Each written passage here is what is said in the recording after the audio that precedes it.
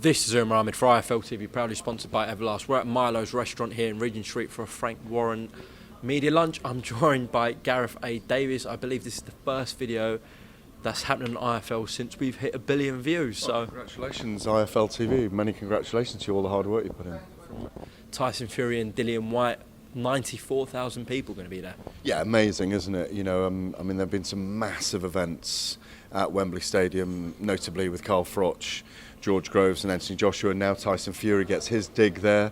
You know, I suppose you could say it's not really about the opponent, it's about the Tyson Fury homecoming in lots of ways. Obviously, we're looking forward to the fight between Tyson Fury and Dillian Whyte. It's a really good one, it's an intriguing one. But as yet, we're yet to hear from Dillian, which is fascinating and intriguing in itself. In a weird way, do you think that actually could be boosting pay-per-view sales and ticket sales and promoting the fight? That the fact that the intrigue around Dillian Whyte, and the first time we're probably going to see him is going to be at the weigh-in. Yeah, there is a lot of intrigue. I mean, you know, even for ourselves that are used to dealing with Dillian, we're not getting any invites into his camp. We're not getting to see him. That may change, I suppose, in the next couple of weeks. But yeah, I think it does add to the intrigue. But I imagine that the vast majority of ticket sales have been to see Tyson Fury, who has really become a crossover star since he, you know, came back from depression and weight loss and mental health issues, and had that trilogy of fights in America with Deontay Wilder, who's become a very big figure. He's become a crossover star. I think, as Frank Warren said at the lunch today, compares with Nazim Hamed and Frank Bruno and other fighters of the past, even I think maybe more so because he's a heavyweight as well. So no, it's fascinating, and I think, you know, as Frank Warren also said today, that he's never known in his 40 years holding a promoter's license where it feels like someone's sabotaging a fight so much. And obviously he's had this well-documented row live on air on Talksport with Jeffrey Bentz, White's lawyer, as well. So it just all adds to the story, the narrative and the intrigue. What did you make of that phone call interview on Talksport?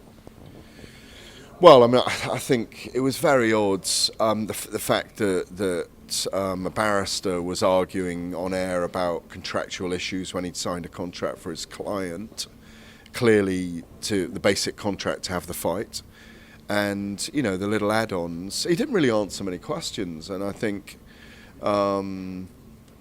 he certainly has a beef over. I think there was more ego than substance maybe in that row. And, you know, I don't know Jeffrey Bentz. I've never interviewed him. I haven't met him before. I haven't known him in boxing. I know that he's got some. I've learned today he's got some kind of association with ice skating.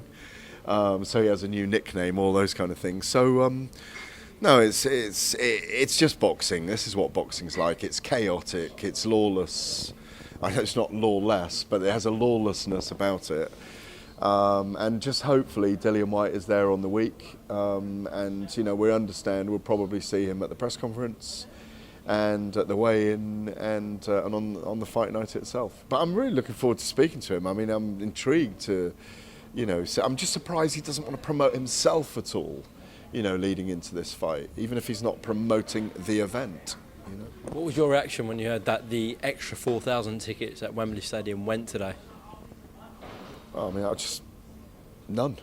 It's just 4,000 tickets, you know. I mean, of course, 94,000 people. Yeah, it's a huge event. The 94,000 is huge, but I mean, they were going to go in an instant. They were going to be snapped up in an instant, because clearly, when the tickets went on sale originally with 171,000, I think it was, in the online queue, there was a much greater demand for the tickets than there were tickets. So, and I'm sure you, like myself, get asked all the time, can you get a ticket? I've never known an event where I've been asked so many times by people, but not even directly by people, people saying, oh, so-and-so who knows you wants me to ask you.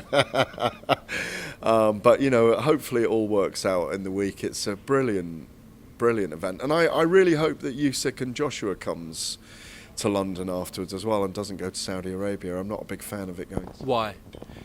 Well, because I think I'm a little bit influenced by interviewing the Klitschko's about 10 days ago on Skype, and I heard they're very involved with Kiev. We know what's going on over there. It's atrocious. And even in the last couple of days, it's been just terrible, those images and, you know, the reports that have come out, really terrible. And so the Klitschko's said to me that they gave their blessing for Alexander Usyk to go out of his country and fight and maybe use it with a resonance to represent a great humanitarian message for the Ukrainian country and its people. But I just think it conflicts with, if they go to Saudi Arabia, you know, you've got the conflict going on with Saudi Arabia and Yemen at the moment, and I just don't know whether it would send out the right message. But if it goes there, it goes there. Obviously, I'll be reporting on it. But I think it, from the Usyk perspective, I think it would resonate a lot more if it was in London, in news terms. And I think this would be the right place to do it. Okay. Just to play devil's advocate to that. What, for a change? For a change. I never do that, do I? No.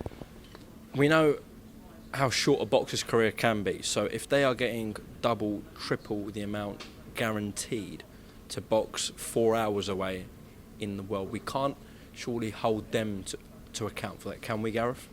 No, there's no devil's advocate in that. It's, if it makes sense in business terms, that's fine for them. But I just think ethically and morally, it doesn't make sense.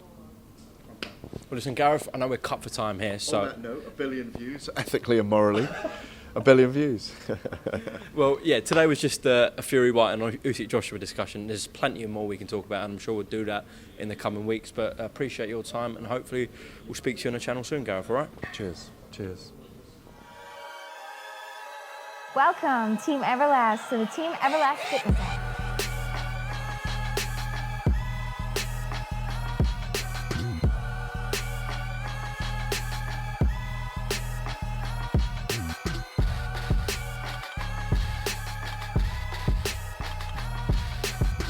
Download the Everlast Fitness app and find your greatness within.